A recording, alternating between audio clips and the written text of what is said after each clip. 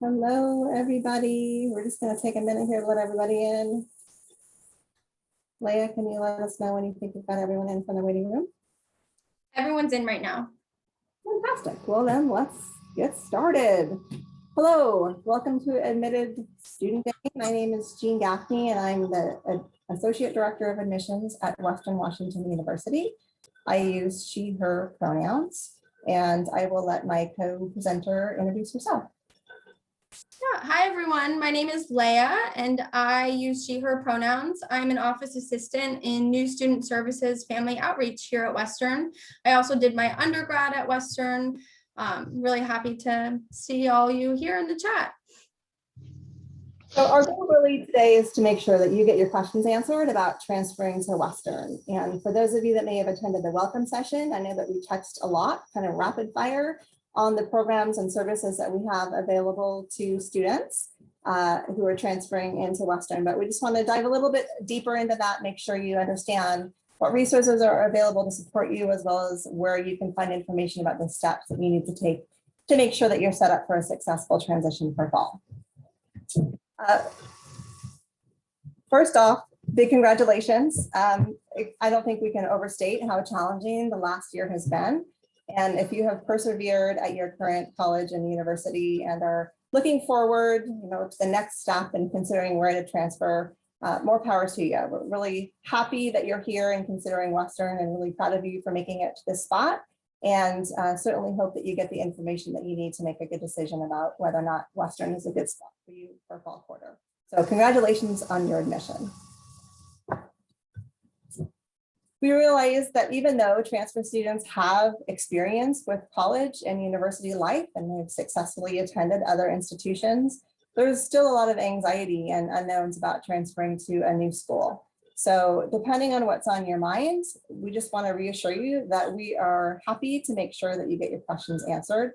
We want you to make sure that you've got all the information that you need to be successful here at Western. This was mentioned in the welcome session if you attended, and it was also on our event homepage. But the first thing you need to do if you haven't yet is to finalize your admission decision. So there is a $300 enrollment fee, and you would go ahead and accept your offer of admission and then pay that enrollment fee at prior to May 1, which is the priority deadline. And that's going to unlock a whole bunch of information to you about the programs and the services that are available to set you up for the fall. We don't want that $300 to be a financial barrier though. And so if your FAFSA or WASFA demonstrates significant financial need, you may request to have that enrollment confirmation fee deferred to your first quarter tuition bill. We won't waive it, but we can defer it until your financial aid disperses so that you don't have the burden of that fee at this point in time.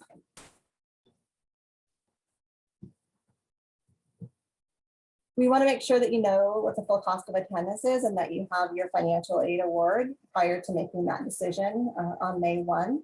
So if you haven't yet, we encourage you to reach out to the financial aid office. You'll find information, and once you activate your universal account as well, you can find information about your financial aid package. They are typically mailed to students about 3 weeks after their offer of admission. And so if that timeline feels like you should have received it by now and you haven't, we encourage you to reach out to the financial services office to find out if there's anything that they need from you, or if it's just a timing issue and how you can get that information electronically. We have awarded the majority of admission scholarship at this point for the fall. But if you do not receive a scholarship from admissions, that doesn't mean you won't receive a scholarship during your time at Western. We have a scholarship center that provides information to students about eligible scholarships.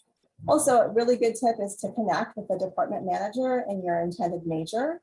Oftentimes, scholarships are reserved for a certain subset of people. For example, they might be going only to women who are studying computer science or kinesiology majors, for example. So connecting with your department manager and finding out how they make students aware about scholarship opportunities that are more major specific can be a great way to find scholarships that are offered to fewer people and therefore have less competition. It's good to know also that tuition, housing, meals, all those expenses that are due at the start of the quarter. Although, as Cesar mentioned earlier in the session, the welcome session, you can request to have a payment plan set up as well. We want all students who are interested in living on campus to be able to do so, and we'll strive our hardest to be able to make sure that new students have experience if they want to. Living on campus is optional at Western, unlike some other schools. About 20 to 25% of our new transfer students do elect to live on campus for first term. If that's something you want to consider, you need to submit your housing application by their priority deadline of May 1st. And they have some great online tools where you can get more familiar with housing and what the layout looks like, connect with potential roommates and all that good stuff to kind of get familiar with what that could look like for you on campus. If you're interested in living on campus, Western also has a great resource in our off-campus living site. So I think their tagline is something like everything you need to know to adult. So if you're new to living on your own, this can be a fantastic place to go and learn about, what is a rental agreement? What are my rights and responsibilities as a tenant? What can my landlord do or not do with my space once it's rented to me? As well as finding listings for apartments and other housing options near Western's campus. It's not at all too early to explore your academic interests, and certainly transfer students coming in at the junior level, such as those with their associate's degree, are really in a perfect spot to be thinking about what is that next step that I might want to take, or what might I want to major in here at Western. The majors pages that are available in the admissions website, as well as from the university's homepage, will provide great information. The university catalog has programs of study that Megan mentioned in the welcome session. Those are excellent information. They're going to have links to all the department managers. They're going to have a list of the courses that are required, the GPA requirements, if there's audition or portfolio requirements, if you need to apply to the major, all that good stuff. There's over 175 majors at Western, and I sometimes joke that there's 175 ways to declare a major at Western. It's not quite true, but every major is going to have their own flavor and kind of their own way that they want students to approach pursuing that major. And so you'll want to get familiar with that from those majors pages and those programs of study.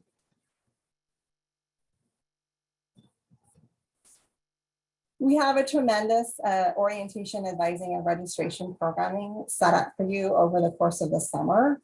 And the goal of those programs is to help you get prepared for your first quarter at Western and beyond. And of course, fall 2021 programs, because they're happening over the summer, will be fully remote, even though we do anticipate about 2/3 of our classes to be in person once fall actually comes. So the first program that you need to get familiar with is fall advising and registration.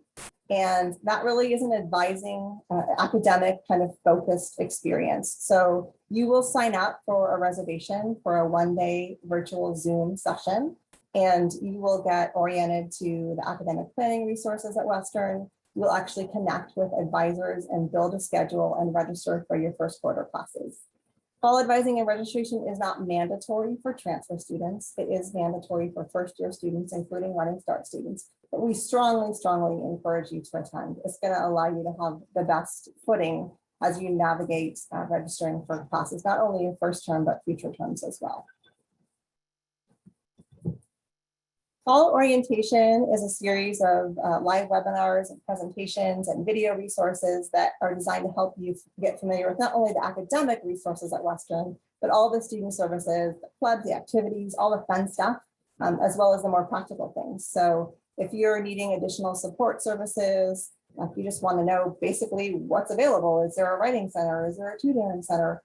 All of those events and resources are going to be explained, and you'll be able to kind of dive in and get more familiar with them with our orientation programs that happen.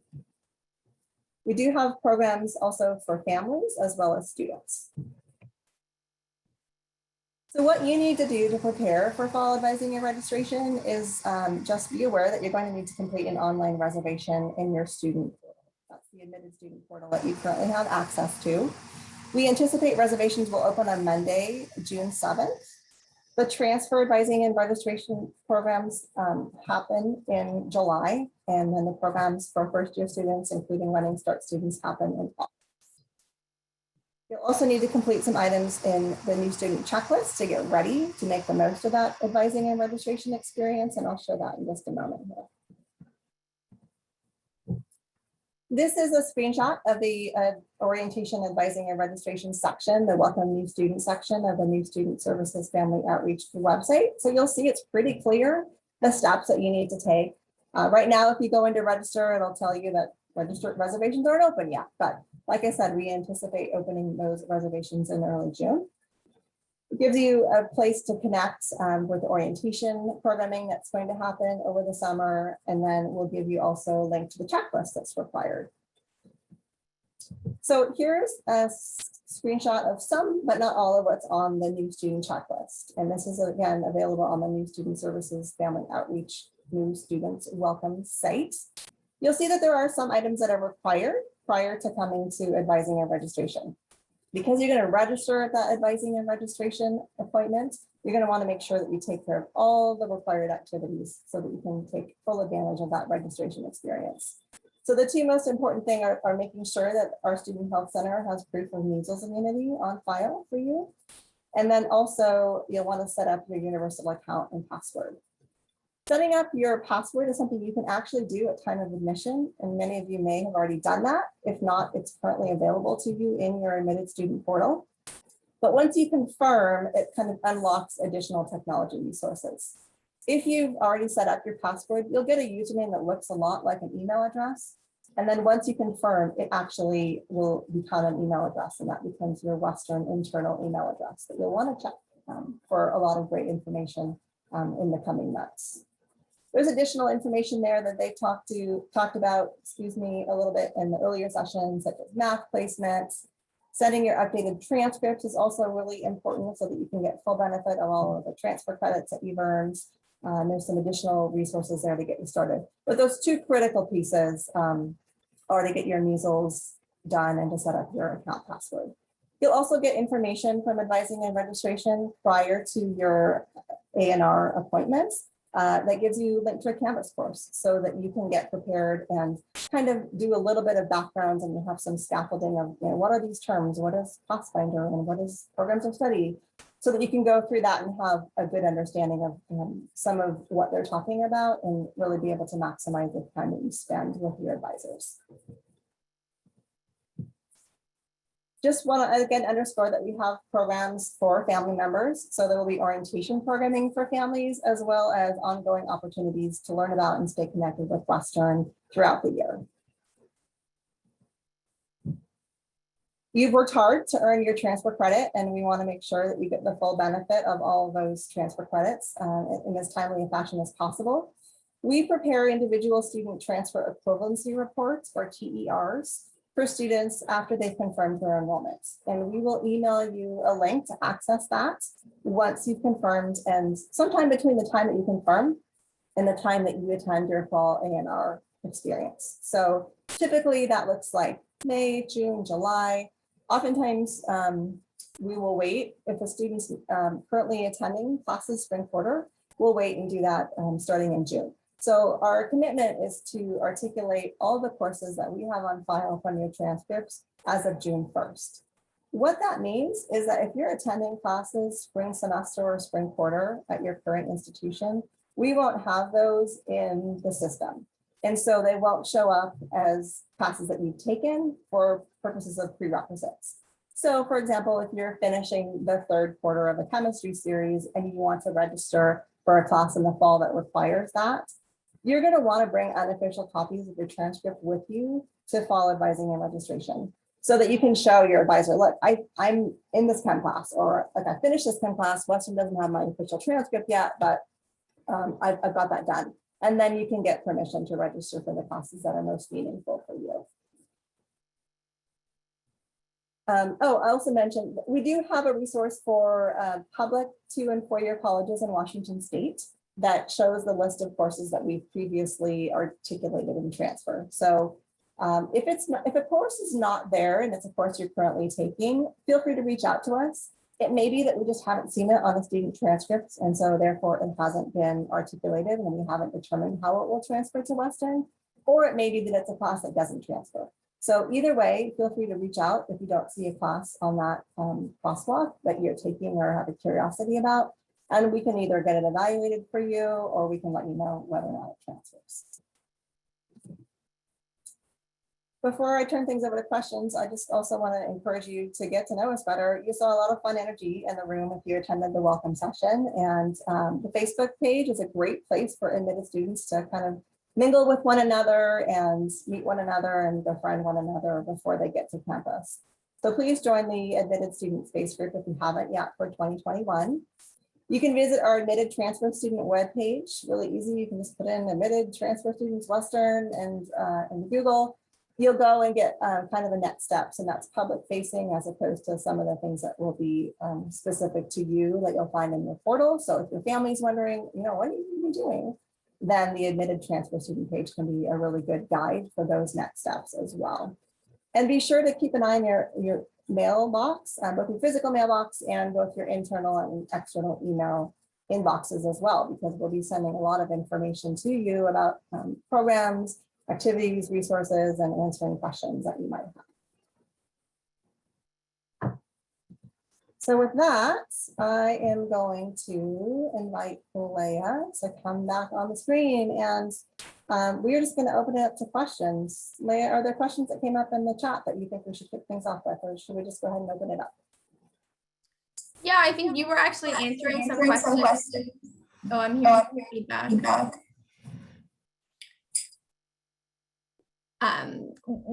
You were answering some questions as they came through, but we're having some new questions now. Do we have to declare something if we plan to live off campus? Is this in reference, Trina, I'm assuming, because you're seeing in your checklist that's an uncompleted item about applying for housing? Yes. Okay, so that won't be completed in your admitted student checklist if you do not apply for housing. If you're not planning to apply for housing, there's nothing additional you need to do. Jean, is there anything you would add to that? No, that's not.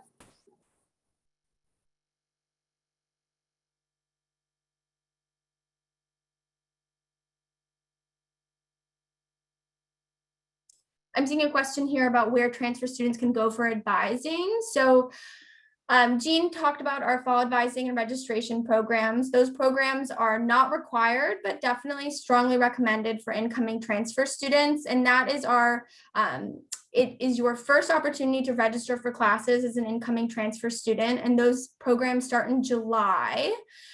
The first session is July 21st, and they run through the last week of July. For transfer students, you will have a group advising session as well as one-on-one registration appointment with an academic advisor. So that will be your first opportunity to register for classes and your first opportunity to meet with an advisor prior to and while registering for classes.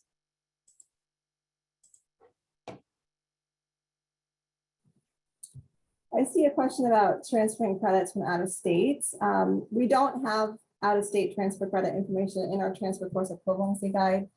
Typically, it's, we see students from lots of different institutions out of state and in state, but they're not complete. So what I would recommend you to do, Kathy, and any student who might be in that boat is reach out to me, honestly. Minimally, what I can do is I can send you a list of the courses that we've accepted and transfer from your institution in the past to give you a pretty good idea of how things might transfer. If there's capacity on our staff team, I can also see if we can get your transfer equivalency report done a little earlier. If you haven't confirmed, it won't be official, but we can do our best to answer whatever questions you have. We can also minimally at least tell you the number of total credits that we will accept and transfer, even if we can't say exactly how they might be accepted by a particular department.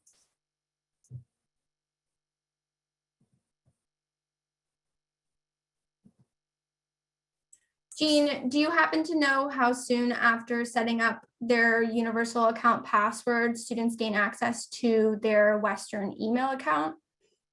Yeah, so there's a nightly process that runs overnight. So my understanding is that it should be available to you within 24 hours.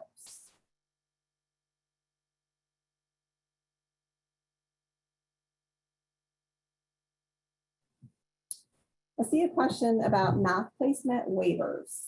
Math placement and transfers do not always get along. This is a little bit of a difficult one for us to navigate. So We do require the math placement assessment, which is called ALEX, is the exam that we use, as well as many other institutions for many students, and most students, but not all students. And transfer students are probably the group of students who's maybe most likely to not need the math placement assessment.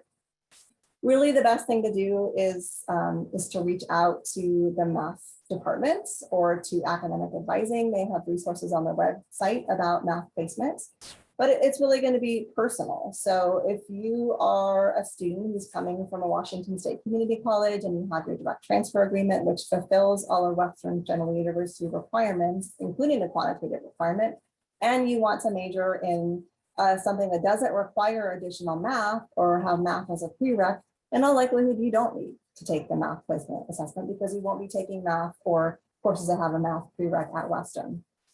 But for many students, that's not the case. And so the challenge is once you make that determination by talking to the math department or academic advising center, that's not information that's stored. So it's not like an official waiver that we store somewhere in our student information system. And so like the question that was raised earlier, you know, every time I go into my portal, it shows that I haven't got a big red X for applying for housing. I don't want it. Do I need to apply for housing? I don't plan to apply for housing. It's always going to have that X, right? And so likewise, the math placement assessment, if you haven't taken it, it will always show as like, oh, worried for you, you haven't taken it. You might not need to take it. And so just like know that for yourself, like I've got the green light from the math score, I don't need that, just ignore that and carry on and everything should be fine. Jean, I'm seeing some questions in the chat from students who are saying their final transcripts won't be available until late June. So they're wondering how to approach that. Do they send their current transcripts and then updated ones following the June 1st deadline as soon as they have them? So we recognize that a lot of students are going to be currently enrolled in classes spring quarter, and just the way the timing is, your quarter might end or semester, maybe if it's a quarter system, you're probably going to end sometime mid-June, right? By the time that your grades are posted and your degree is posted and the Western gets a transcript, that's probably after your advising and registration programs happen in July. And we have a lovely team of 4 people who are working like mad all summer long to articulate these hundreds and hundreds of transcripts and test scores, but we can't turn them around on a dime. So that's why we commit to having everything in that we've received through June 1. That said, so for a lot of students, what we have on file currently is your grades probably through fall term of 2020, because that's what was required to complete your application for fall 2021. We welcome you to send updated transcripts. If you send us an official transcript with grades, with your winter grades, we will certainly enter those and get them articulated in your transfer equivalency report. But we also recognize there's a cost involved with every official transcript for many students, and we don't require that for that reason. But do request now. Most schools allow you to make that request and send my final transcript when my degree is posted. If you're earning a degree, you can make that request now, even though that's not going to happen maybe for a couple months. That allows us to get them as quickly as possible. We do have a partnership with the Washington Community and Technical College system, and we get those electronically. So the turnover is pretty quick. And like I said, we'll do our best to get them in as soon as we can. Typically, though, you'll have whatever's on file as of June 1. And then throughout the summer, once the programs have ended, we take a little bit of a breather and we try to do a catch up then before you register for classes for winter term, which happens in November. Does that answer the question adequately? I know it's not ideal, but it's the best we can do. And I'm seeing Casey answered your question, Peyton, but if does anyone have any other questions related to advising? I would second what Casey said, that prior to fall advising and registration, you are certainly encouraged to reach out to your specific area of academic interest or academic department with any advising related questions. And on the day of your advising and registration session, there will also be an opportunity to connect with academic departments. That will be virtual, but there will be a designated time in the day where departments will be available in Zoom meetings for you to drop in, ask questions for specific departments that you may not have been able to get answered by academic advising staff if you're looking for major advising. I also also see a question about whether or not the roommate search tool can be used for looking for on-campus, off-campus housing. The one I was referencing is specific to on-campus housing. Where I have found students connect is on the new student Facebook page. So there's a lot of engagement there amongst new students. And typically I see all the time students are like, hey, you sound cool. You like to crochet? I like to crochet. Let's be really, I mean, just, they don't really say that, but they are quick to make connections and then sort of take those conversations offline. And I know a lot of friendships actually are made and initiated there on the Facebook page. So that's certainly an option to look at if you're thinking about living off campus and just don't know where to start with connecting with people. Also, the off-campus housing site does, I believe they have postings. And so students can go in there and say, you know what, we're a house of 4. Here's a little bit about us. You know, we're looking for another female. We love cats and Among Us or whatever it is. We're looking for somebody who's like-minded. And so you can go in and kind of screen and see, oh, that sounds like it might be something I'm interested in, and reach out to those students as well and try to find something for that off-campus housing site.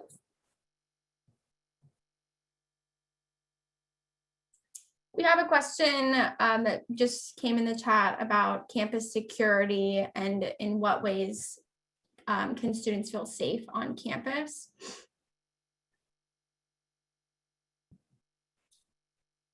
So you're welcome to chime in here too. We have university police on campus, and then we also have green coats who are student employees who's really are escorts. So if at any time, for example, you don't feel safe, you're studying in the library, this is right, I'm hoping that we're on campus and the library is open till 10, 11 o'clock like they used to be. And it's winter and it's cold and it's dark and you know the wind is creepy or whatever, you can call the green coat and they would be happy to walk you to your car or wherever it is that you need to get on campus.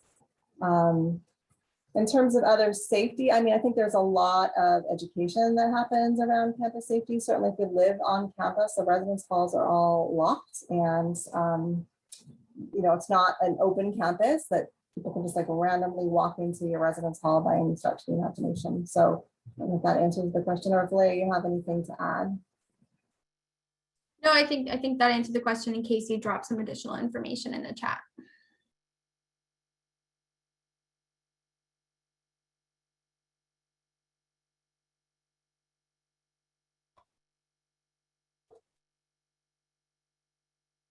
Any other questions? Tutoring assistance available. Yes, there is. There are plenty of resources at Western for tutoring assistance, and I can drop a link to the tutoring center in the chat. But that would be your resource. Right now, the tutoring center is offering online services. I haven't heard much information about what that will look like in fall, but I think it's likely there will be both in person and online, depending on what things are looking like based on recommendations and based on university policies for small group gatherings in the fall, but I will drop that in the chat. I see a question about having whether or not you have to declare your major by the time you attend your advising and registration session. No, the answer is no. You do have to declare a major, or at least sort of be on a path towards major declaration by the time you've earned 105 credits, typically at Western. But transfer students are given a grace. So we do accept up to 105 lower division credits in transfer, and it may very well be that you're coming in with 105, but we know that it takes time to get familiar with a new campus and make those connections. So if you can declare a major or a pre-major, that's great, but our expectation is not that you have that all figured out by the time you come to your fall A&R session in July. Oh, 2 minutes. What are your favorite things to do around town? Places to eat, have fun? Oh boy. Well, I am a middle-aged woman with kids, so probably what I consider fun is not what y'all would consider fun, but I do like to eat. And so Western does have some really fabulous restaurants. We also have tremendous resources for parks and trail systems.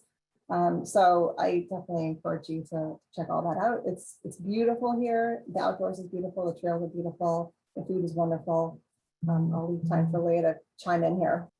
Yeah, I would say definitely outdoor activities has been my favorite part of living in Bellingham and around the Western community. Lake Whatcom, Western has a facility called Lakewood on Lake Whatcom where you can rent kayaks and sailboats. And so that was a really fun part of my undergraduate experience, was accessing those facilities. Tons of great restaurants in downtown Bellingham and in Fairhaven. Super easy to access by bus from campus, also walking distance from campus if you're heading downtown. Well, we're almost out of time. I hope that we answered at least some of your questions. I will put myself out as a resource to you. So if you've got questions in general about transferring to Western, I work in the admissions office specifically around transferring credit, or you just need a connection to someone else on campus, feel free to reach out to me. If you've got questions about the programs, orientation, advising or registration, I'm sure that Leah would be happy to answer those questions as well. So thank you so much for coming. We hope that you get what you're hoping for out of today. Again, congratulations on your admission and have an awesome Saturday. Bye.